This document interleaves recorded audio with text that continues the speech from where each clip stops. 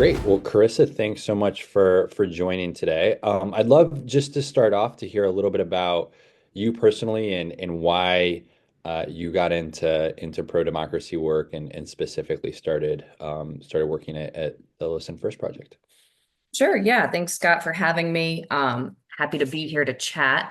My background was working in Gainesville, Florida. And the reason that I came into this work is really because of what I saw, what I learned, and what I experienced working in local government, but really more in a local community, place-based fashion as a community development program initiator, if you will. And I had the pleasure in that time being someone born and raised in Connecticut, to then have moved to the South, uh, and be working in a city that has some of the greatest issues of disparity across the board, whether we're talking about racial, economic, all types. And so I got to experience a greater amount of diversity in population, but also a greater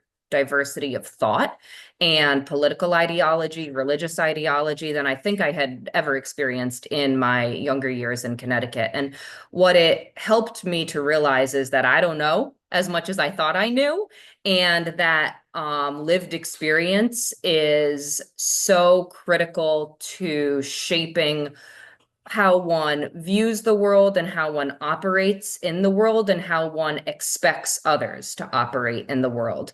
And it was incredibly humbling to be there and be a part of what I would consider civic renewal and really ownership over the future of one's community. And so through that work, I just got really plugged in and really devoted to civic engagement, community engagement, and never actually thought of it as pro-democracy work. That wasn't a term that was familiar to me. Bridge building was absolutely not a term familiar to me. But when through my work, both working at a university, working in the community, working at the city of Gainesville, and getting to be a part of all of these projects focused on food systems, homelessness, government efficiency, sustainability of government processes, it just came so clear to me that the only way to really make advances is to have a diversity of thought and perspective in the room and really a part of those conversations to shape what was going to happen. So when I came across this opportunity to work in a movement that is their core mission and focus, is to bring people together, to see other sides, to have curiosity, to bring about thoughts and perspectives that differ and figure out a way to understand them and have empathy for the people who hold them. I realized that I very much so wished to engage deeper into that work. I'll also say, though, Scott, in taking on this role, there was a lot of fear that I had. I was really, from a personal perspective, afraid that some of my own personal values might be compromised, that I didn't know fully what it meant to be in this pro-democracy bridge building space. And like, I think a lot of other Americans out there, when our views are challenged, and particularly in the workplace, like I was showing up every day to work under Pierce Godwin, who was the leader and founder of Listen First Project, but who held the opposite political ideology that I do. I honestly, I was a little bit fearful that maybe some of my own values, beliefs, and norms, that there would be some level of expectation that I come to agree. And what I have found is that really, truly, the bridging movement is not about asking people to agree with each other. It is not about convincing. It is not about shifting and changing values.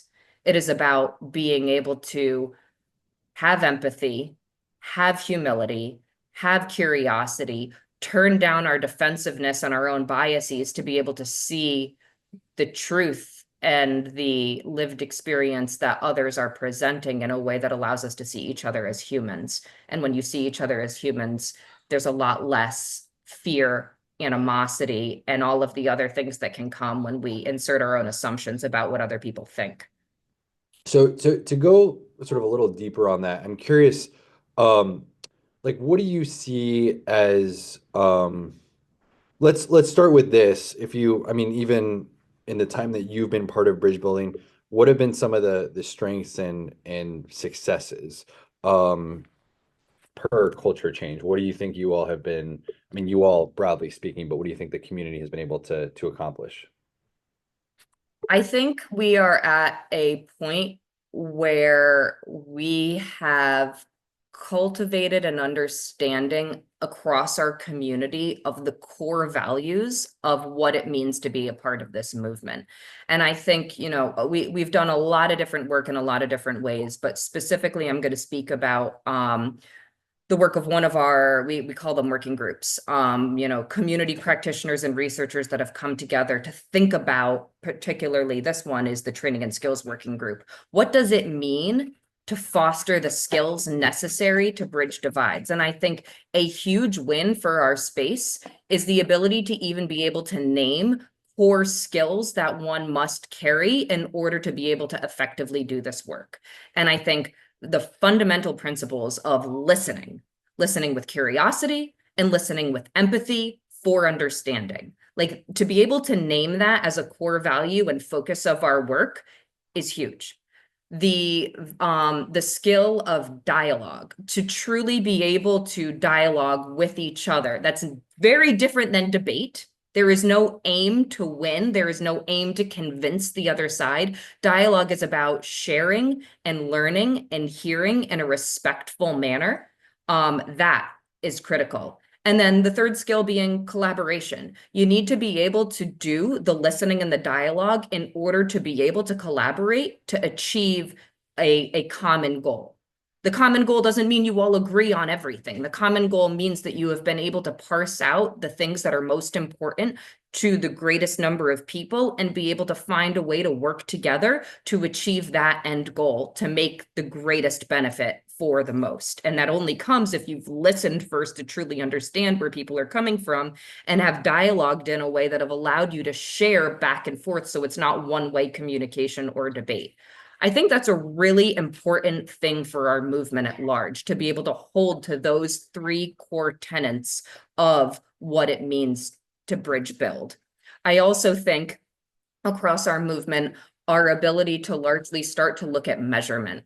What is it that we are seeking to accomplish, and how are we ensuring that we know whether we're moving closer to those goals? And there are many different models of how organizations measure things.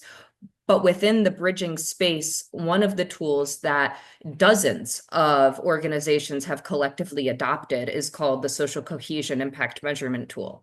The ability for us to measure whether we are moving towards this end of building social cohesion at an individual level, if the programs that we're offering, if the trainings that we're doing, if the activities we're asking everyday Americans to engage in are actually helping us to move our own needle on our decrease and effective polarization, our increase of respect and understanding of other people, our increase of pluralist norms or self-efficacy to bridge divides. Like those are really important things for a movement to be able to adopt. And it helps on the individual level, it helps on the organizational level, but it also helps on a movement level so we can see across America how well are we performing on these things. I think those are really strong value adds that the bridging movement in particular has been able to create that can guide some leadership even for the broader pro-democracy space. And then the other thing that I'll say is, honestly, the relationships between the organizations in the bridge building space. In order to have an effective movement, you need to have people who are willing to work together and who are in constant communication with each other, who are sharing insights, who are asking questions, who are saying, I'm not doing this well and I don't know how. Colleagues, what can I do? Partners, how can you help? And as part of our movement, the benefit of having, what we've called the Listen First Coalition, which is over 500 organizations in this space who all share a common agenda to bridge divides and build social cohesion and trust, we are in constant communication with each other. not all 500 all the time, but that door is always open and our channels of communication are always flowing. And I think that makes it really um, unique in our ability to respond quickly, but also to have broad reach across the public. That makes a lot of sense. So yeah, appreciate, I mean, the focus on social cohesion and sort of having um that better understanding of what effective bridging looks like. I'm curious if you could talk a little bit through what you see some of the challenges are. And I feel like when I hear, I mean, I'm not to project, but I'm curious to get reflection on it. Some of it being Yeah, around please. um, how do you scale this beyond Hmm. people that are interested in, like, how do you scale it beyond people that are interested in bridging in the first place? Hmm. Um, and well, let's start. I'd be curious to talk through some of the challenges, and I might get into to some of the other potential questions or things that people bring up too. Yeah, I think there are a couple of different ways that we could address this question. I think I'll start at the level of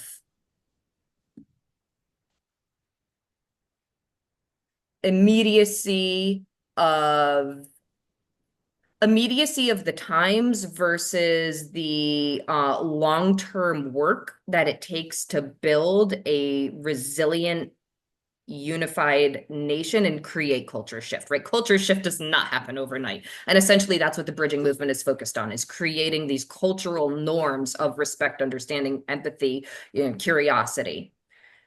That can feel really challenging when we are in such a drastic state of polarization where half of the country is in a state of elation. They are very happy about what is happening. And half of the country is in a state of utter fear, um, anger, even, and chaos. It feels like they don't know what to do to put out the fires that are popping up literally everywhere.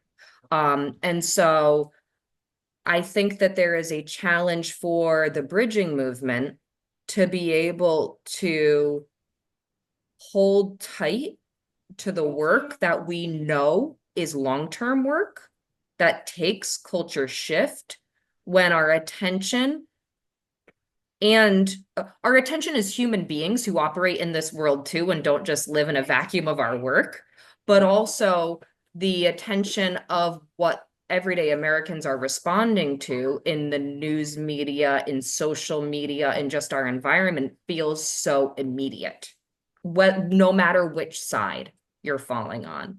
So that can be a challenge, I think.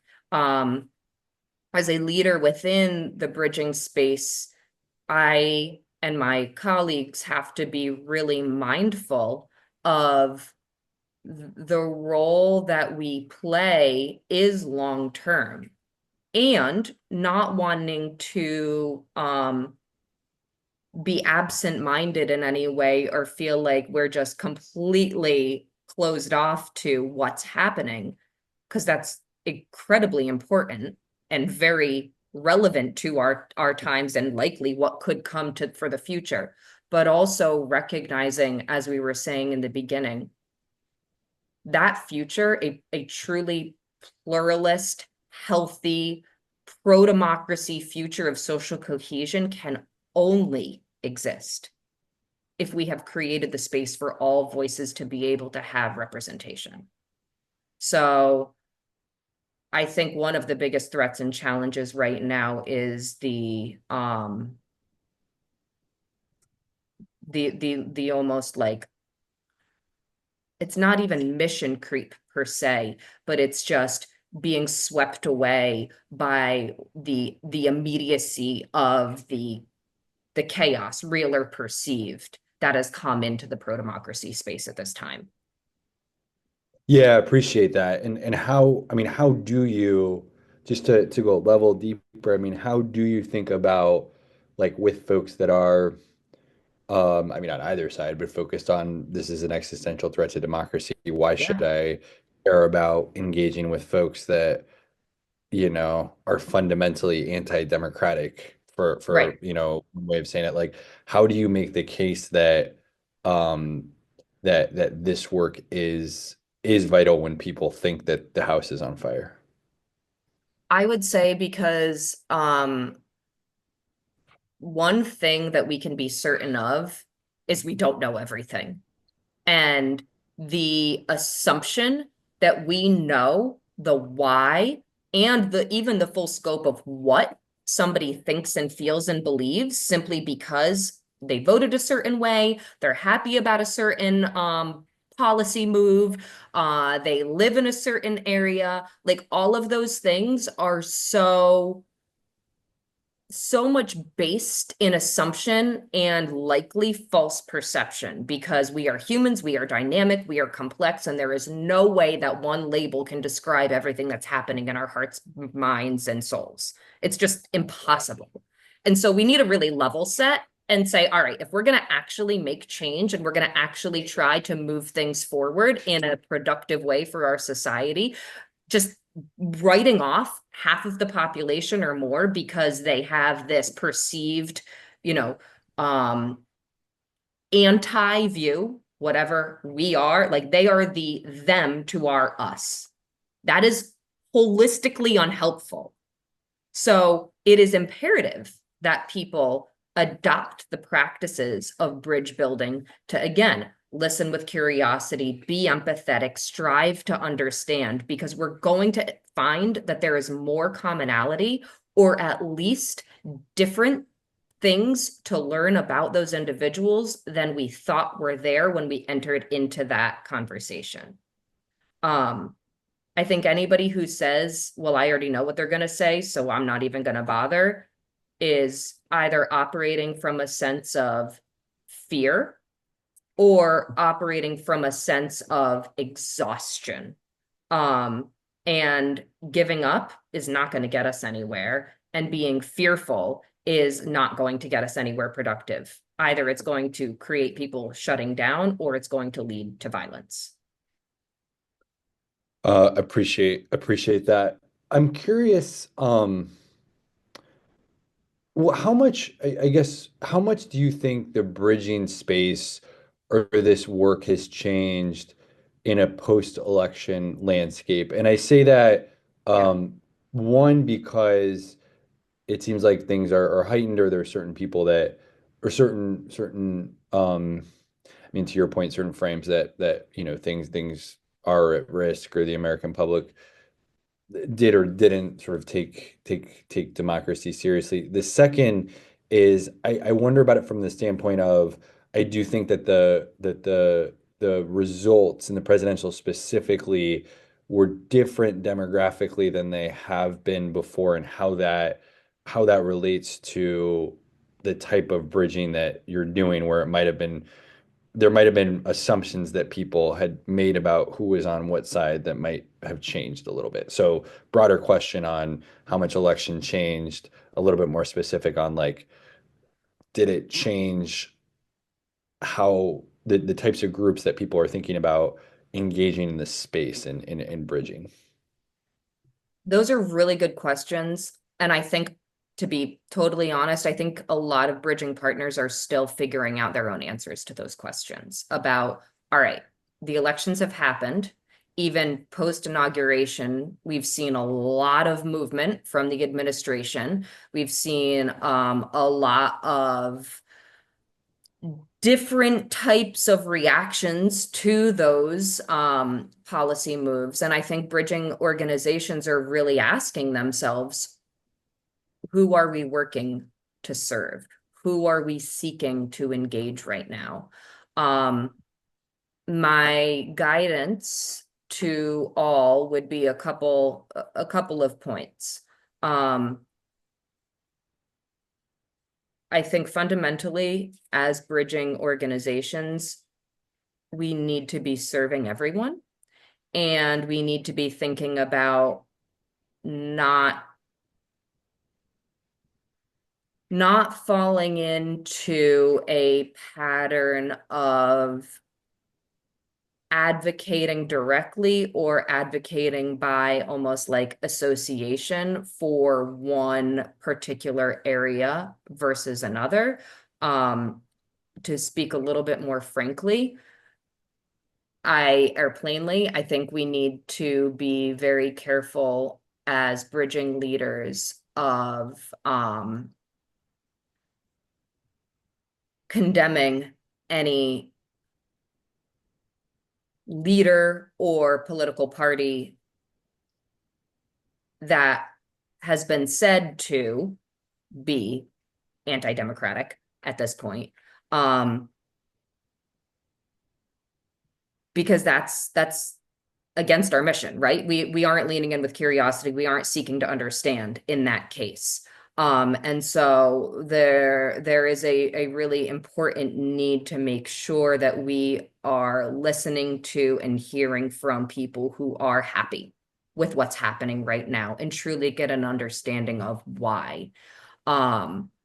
So I think one of the things that sometimes comes up that gives me pause is in, pro-democracy spaces and even in spaces where people or organizations consider themselves as bridging. There's like it's bridging to a point, but like those people we just can't engage. It doesn't happen all the time, certainly, and it doesn't always happen so overtly, but I really think that we need, as bridge builders, to be open to those conversations with everybody across the board. And being mindful that there are some real fears of safety and challenges that have come up for different groups. So just I think what I'm saying is just be really intentional and mindful about the ways in which that we're engaging different audiences, but be really intentional to not exclude certain people from having a voice in our space because somehow they've been labeled as, well, they are anti-democratic at this point, so their voice is outside of the realm of what I want to listen to. I feel like one of the criticisms of the pro-democracy space writ large is that it tends to, as it's sort of the self-defined, tends to lean left. Yes, it Um, does. and I'm curious how you're balancing, as I'm hearing you talk, like how you're balancing the fact that um, if the pro-democracy space leans left, and I think you and I have been in rooms before where you have a lot of folks interested in depolarization, interested in bridging, but also folks that lean left. And so I'm curious, like, how you move from the theoretical of I'm okay with bridging in a space that tends to be left to actually making sure that you have conservatives, Republicans, Trump supporters that are part of this broader ecosystem too. But yeah, I think to answer your question in a very simple statement, what do I think that bridging movement leaders need to be doing in order to ensure that we are reaching Republicans and conservatives? My guidance would be swallow a pill of humility and really own the fact that there are a large population of people who do not see what's happening right now in the way that more left-leaning pro-democracy leaders do. And we have to be able to check our own bias at the door. Doesn't mean we have How to do you, agree. I appreciate all that. And I like the frame a lot of leading with curiosity. I'm curious how you, especially, I mean, you talked a little bit about this, but especially in a day and age when like society is not geared towards that, like the Yeah. echo chamber thing is real in terms of where we live, where we get information, where we reside online. Like, how do you get people to lead with curiosity when that is not what they're accustomed to doing? Oh yeah, it's work. You have to actively try to do that. It is completely against the cultural norms and the I feel like algorithm is going to be the word of the year for 2025. If polarization was for 2024, algorithm is for 2025. It is against like the algorithms that structure how our news feeds are set up. So you have to be really intentional about that. Um, but I think there's also something that gives me solace is, and I don't have the statistic offhand, but the vast majority of Americans would like to engage in conversation with somebody who has a different opinion from them. They would be willing to, they want to, if they knew that the other side was going to listen to them and not combat them with defensive rhetoric. So I think just asking ourselves that question of, would we want somebody else to hear us out? Would we want somebody else to ask questions before they make all of these assumptions about us? Um, I think that there's a lot of strength in that. And would encourage people to just hold that mantra for themselves of like, I wouldn't want to be put into a box just as much as probably the person I'm boxing doesn't want to be. So it's intentional. I mean, there's this other question with bridging, I guess, and this goes to the scale question a little bit, but I was thinking about as you were talking through, like, how much of it is about, so this notion you said of like wanting people to listen to you and your different perspectives. Um, how important is it, do you think, to engage with people deeply, to deeply listen and sort of engage in that broader deep story work versus like, I think that sometimes there'll be, I mean, it's a little tactical, but sometimes it's a little bit of like, well, we need to know that we both like root for the same baseball team or we follow sports Mhm. versus like the motivations that drive who we are as people, which would Right. lead to the deeper conversations, but that's harder to do. And so I'm just curious how you think about that discrepancy. Oh, it's such a good question, Scott. And that's why I'm so grateful to have 500 partner organizations because some of them do one or the other. A few do both, but both are so critical. And the way that I think about it is we're all on a different ladder, right? You have people who are just so fed up with the divisiveness. They feel politically homeless themselves. They don't agree with anything that's happening. And they may be the people who stayed home and didn't vote this year. Um, I think those are the people who might be ready to do that deeper work sooner because they're just at that point of they're just fed up, right? And they want to deeply engage. So for them, tapping into those deeper conversations, knowing the getting to the hard questions might be something that comes sooner. For others, though, I think that there is an absolute need for meeting people where they're at.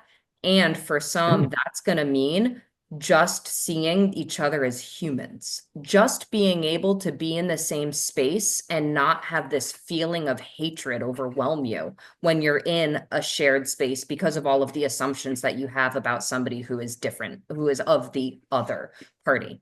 And what does that look like? I honestly think that's where the local comes in. That is where we need to recognize that we are all people, we are all neighbors in a community, and we have a desire to work towards the betterment of our community and the resilience of our community. So get involved in something. Go volunteer together. Go play ultimate frisbee together. Go be a coach and an assistant coach on a kid's soccer team together and start to bond on a human to human level, share surface level stories, start to build that relationship because once you're in relationship with someone, it's a lot harder to just hate them just on a blanket, I hate you because of X. Um, and then over time, once that repetitive bond has built, we think about social capital in various levels. You have your bonding, bridging, and linking. Once you've gotten past maybe that bonding level and you can go to bridging, you can start to have some of those deeper conversations, that curiosity-based conversation. That's where the listening and the dialogue skills can come into play. And later, once you've gotten past even that stage, that's where the collaboration can come in. But I think for people who are operating from a place of fear, of maybe lack of exposure, honestly, and who have really strong convictions about this us versus them, and I'm very much an us and they're very much a them. We need to start with that more surface level bonding. Um, Hmm. so I think it all has a place. Um, Hmm. and I honestly think in some cases, if you try to dive into the deep conversation, the really deep relational, before folks are ready, it can be more damaging than helpful. Yeah, that makes a lot of sense. Appreciate the national learning from the local. Let me just do two more questions. Appreciate all the time and thinking here. But Yeah. one, as you think, I mean, you've talked through sort of the state of bridging in this moment, and some of the challenges. Like, what are you most nervous about as it pertains to bridging and sort of the pro democracy community right now? What are some of the fault lines that you might see, or some of the biggest challenges? I am worried about us being, if we are not careful, I am afraid of us becoming part of the polarization that we seek to address, to be very candid. I am afraid of us falling into the chaos of our times and the feeling of needing to be, um, rallying in a way that meets the moment that will undercut the sustainability and the true value of the work long term. And I very much agree with you that our space is more left leaning. And if we are not careful, we may become even further left leaning as a result of where we're at right now. Um, and I don't want people to think that that means the bridging space doesn't have lines that can't be crossed. Like, I think there are fundamental things that that are outside of, what is democratic, what is truly by the people, for the people, not one people, all of the people. Like, we very much need to hold that and build spaces of belonging, spaces of representation for everyone. But if we're not careful and we fall into the rhetoric of this, the divisive rhetoric that says, well, those people have gone too far, we risk losing our ability to hear from a very significant portion of the population, that we are supposed to be serving.